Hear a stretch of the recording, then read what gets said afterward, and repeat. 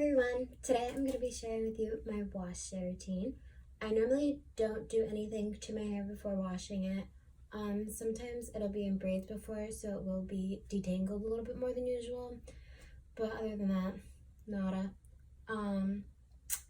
I will post a little picture at the end so you guys can see my results from the wash day that I recorded, because I did forget to record a little video showing my hair and my results. I do recommend that if you're trying to grow your hair out, to put argan oil in your hair about a half an hour to an hour before washing it, and this does promote healthy hair growth. I did this when I was first transitioning and my hair did grow a lot. I also didn't use any heat, so that also helped with my length. My hair was super long before this. This is my length now, and I got a diva cut. It was my first one, but I can go more into that later. And let's get to it. So this is my day 5 hair. This is what it looks like when it's pulled back all the time and just not really done. You're gonna go ahead and hop in the shower, and you're gonna really want to wet your hair. I know this seems like an obvious step, but the more water and moisture you put into your hair, the longer it'll last. So you're going to really want to just quench that hair. I like to use my fingertips. And then you're going to go ahead and use the Curl Talk shampoo from Not Your Mother's brand. I really like this shampoo. I like that it's really sudsy, which a lot of curl shampoos aren't, but it doesn't strip away any of the oils. So what I like to do is just put about a quarter size amount, in my hand, and I like to rub it all together, and whatever is on my fingertips I then put in my scalp. And once there's nothing left on my fingertips, I go ahead and rub my fingertips. And Sean actually ended up walking in on me while I was recording this video. So you're going to want to just massage your scalp. I don't really get a lot of shampoo. That look though. I don't really get a lot of shampoo on the ends of my hair, just really my scalp, because that's where most of the oils linger. So you're going to want to wash out all of your shampoo. Don't leave any in there. You don't need any of it. It's not going to benefit you at all. So just make sure to rinse it all out. Love me some hot water. Alright, and then you're going to want to squeeze all the excess water out of your hair. A lot of people don't prefer squeezing. I haven't really found any problems with it. And right now I'm going in with Raw Sugars conditioner. Unfortunately, I forgot to take a little clip of the conditioner, but I absolutely love it. This was my first time using it. Really helps with tangles. I'm able to finger detangle with it. Has a lot of slick. Smells absolutely amazing. Is sulfate, silicone, and paraben free, of course. And their bottle cap is made of natural bamboo, which, if you know me, you know that I absolutely love just natural products that don't hurt the environment as much as our regular plastic. So anything that I can help to do to help the planet, I am all in for. So you're going to want to go ahead and detangle your hair. I like to use my fingers. Ever since using my Diva Cut, I have been using my fingers to detangle, and I've definitely found out that my curls are more defined ever since doing this. Yeah, lots of hair when you use your fingers, but totally worth it. So you just gonna continue to detangle. I like to add water while I'm detangling my hair, just so the conditioner in the water really stays in my hair and keeps that moisture locked in. For those pesky little tangles, you can separate before you put all the fingers through. You don't want to force any tangles out. You just want to gently take them out of your hair. This reduces frizz and reduces breakage. So I did just want to fast forward through this because it's just a standard detangling. I do the other side as well. Now I'm making sure to just get all of the tangles on the back of my head, on the top of my head, just really making sure they're all out. As you can see, my curls are a lot more defined than they were at the beginning of the video since I detangled. That means that the conditioner is doing its work. This is a good conditioner. Highly, highly, highly recommend. After you make sure all your tangles are out, I do like to put my hair up and let it sit for the rest of the shower for 10 minutes. After 10 minutes is up, you're going to want to flip your head forward and rinse out with freezing cold water. I like flipping my head forward because it actually doesn't let the cold water hit my body, and I'm able to see my curls and I'm able to scrunch a lot easier. This also helps with volume.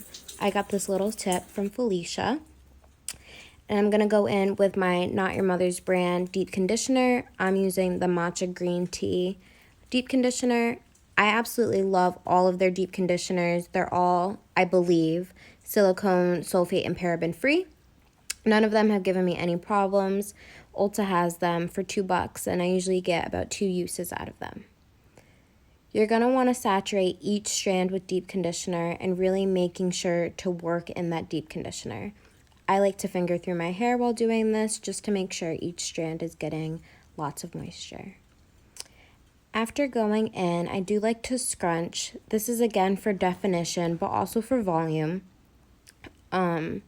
Scrunching the hair does help the curls retain their curl pattern instead of just throwing that conditioner on in there. The way you apply your products really makes a difference in how your curls turn out. I have been playing it safe and have been finger coiling and scrunching for the past 3 weeks, so I know exactly how my curls are going to turn out, but I am excited to try a few different methods.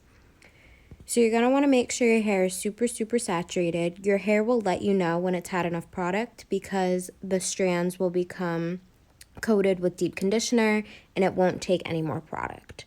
Make sure to get the top of your scalp and to get your ends.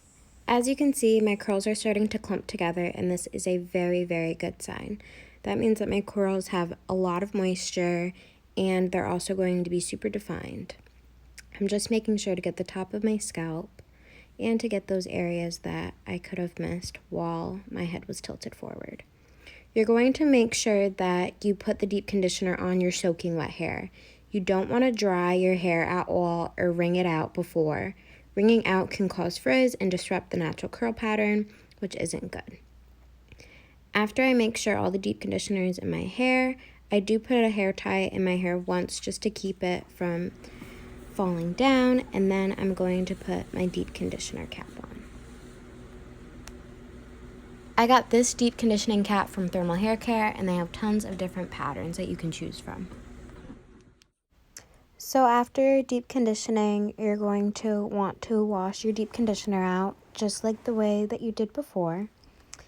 And after rinsing, you're going to go in with Cantu's Curl Activator Cream.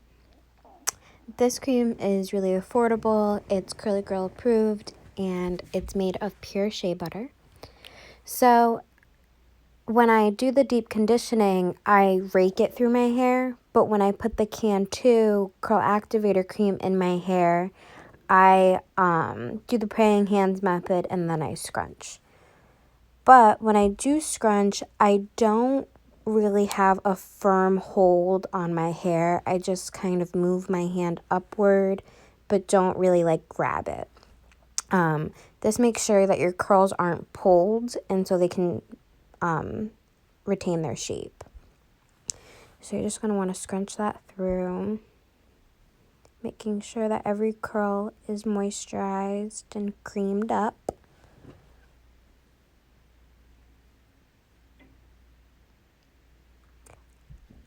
I would say that I use about, total on my whole head, about 2 tablespoons, if that makes sense.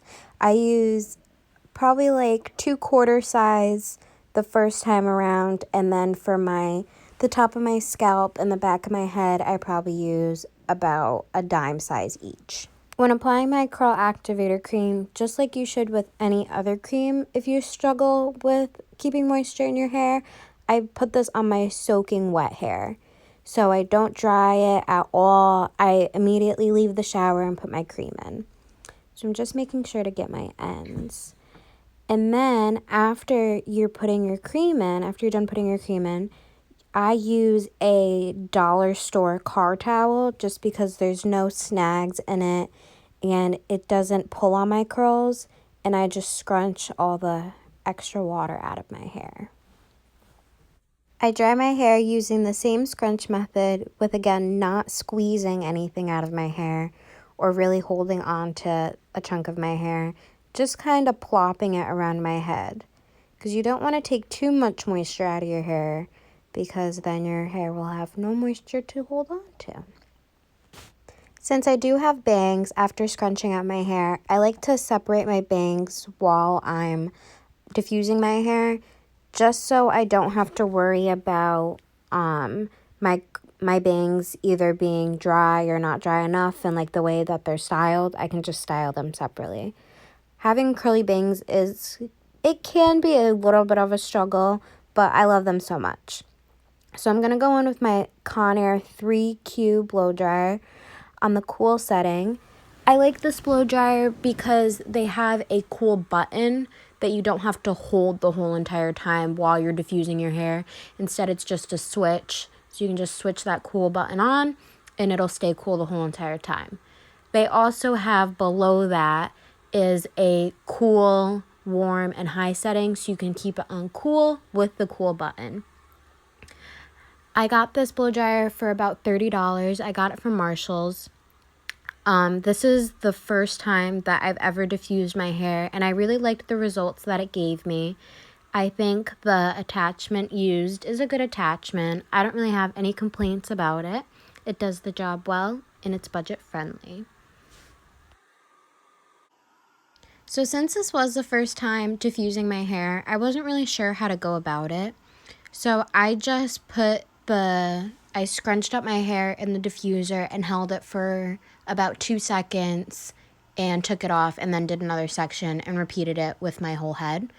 The next time I did diffuse, I ended up holding the blow dryer there for about 5 to 7 seconds, and I liked my results better with me only holding it for about 2 to 3 seconds. I found out that my curls were actually tighter, and I felt like they were less prone to frizz as well.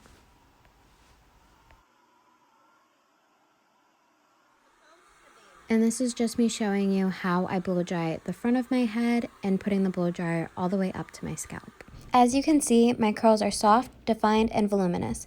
If you liked this video, please like and subscribe.